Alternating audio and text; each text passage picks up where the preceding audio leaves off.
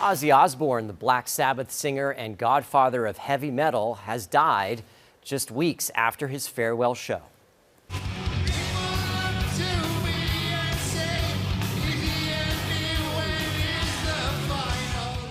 A family statement released on Tuesday didn't reveal the cause of death, but in 2020, Osbourne revealed he had Parkinson's disease. He pioneered heavy metal with Black Sabbath before going on to have huge success in his own right.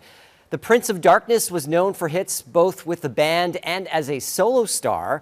Osbourne was 76 years old. Yeah, I mean, it was still a shock. I was at the Back to the Beginning show at Villa Park a couple of weeks back, and although Ozzy looked very fragile on stage for sure, he was very clearly present and in the moment and delighted to be there. There's a lot of emotion on stage and off it. It was an incredible afternoon, and it really has unexpectedly but somewhat fittingly served as a true farewell to him. We were all quite shocked at the news, but what an amazing way to go out.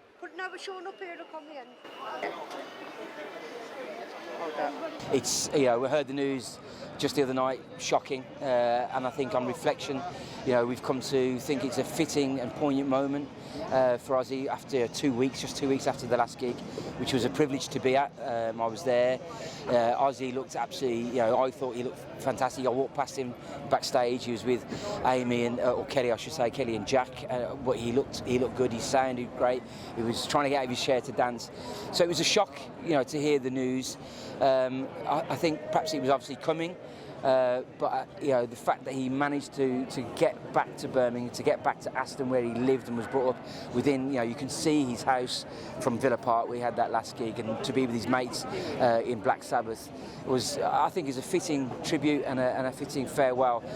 We've got to pay our respects to the legend. Never lost his roots, never forgot his accent, He never ditched Birmingham. He was still a Brummie through and through. He just wanted to be back home, didn't he? He wanted to come back home, I think. And he's left a legacy. Many, many years ago, I took my family to go see a movie, and we're standing in line, and the Osbournes are in front of us. So, hey, Ozzy, how are you? Hey, Gene, how are you? Nice. And you'd think you're going to talk about all sorts of things. No. It went immediate to Ozzy going, how's the family? How are the kids? Just the kind of person I wish I was more like. Oh. Just a sweet, what a great loss. I've done other interviews, and I think I'm going to be okay. And then, the emotion hits. When you meet somebody extraordinary, I don't mean famous, because there are a lot of famous people who are putzes. Myself sometimes as well. This was a pure human being, non-judgmental. I've never heard him say anything bad about anybody. I saw it coming because he'd been sick for a few years now, but didn't make it any easier. It's funny when people you admire but don't know pass away, but you feel really sad about it, me in particular, because Ozzy's work, especially his stuff with Black Sabbath, meant a lot to me. And he was a huge influence on me personally and the way I live. Maybe some elements more than others, but, it was really sad. Ozzy Osbourne wasn't just unarguably the most famous, I think, singer in the history of heavy metal, probably the most famous personality in heavy metal, full stop. He was the ground zero for where it all started. Him and his four Black Sabbath bandmates, Tony Iommi, Geezer Butler and Bill Ward, built the foundations of heavy metal as we know it. Every single thing that has come from metal, musically, culturally, its influence on society itself has all come from that first Black Sabbath album and everything that followed. It is impossible to overstate Ozzy's importance to the metal scene and his influence on not just singers, but like I said, metal fashion, metal culture, everything to do with the world of heavy metal. It starts with Ozzy and his Black Sabbath bandmates. Before Ozzy, there was no Ozzy.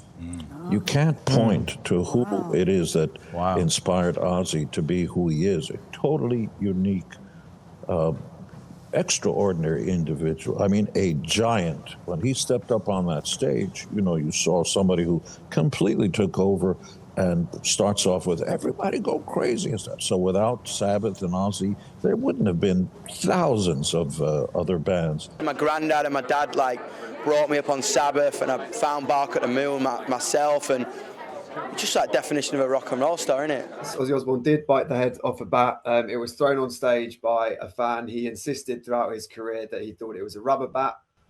He soon found out it wasn't, and I think a few rabies shots later made him realise that wasn't the best idea. I do remember seeing him pick something up off of the floor, and I'm like, why? What is he picking up? And then, of course, after the concert and the next day, all you heard about was he bit a bat, he bit a bat. Oh, everybody was screaming. It was crazy. I mean, as if an Ozzy concert isn't crazy enough the way it is. And then you have the crowd going wild and everybody else going, ah!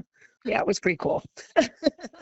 Well, there's quite an emotional lyric on one of his more recent albums, on a song he did with Elton John, when he says, I don't want to die an ordinary man. And I think he just wanted to be known, like I said, as a performer. Yeah, so I can die twice now. I've died once or twice before, but I mean, it's been the story of my life.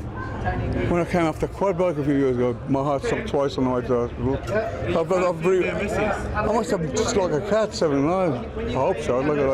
It's been a great journey this year. This year has been amazing for us. I keep thinking I'm going to wake up and find out it's all been a dream, you know. It's just amazing.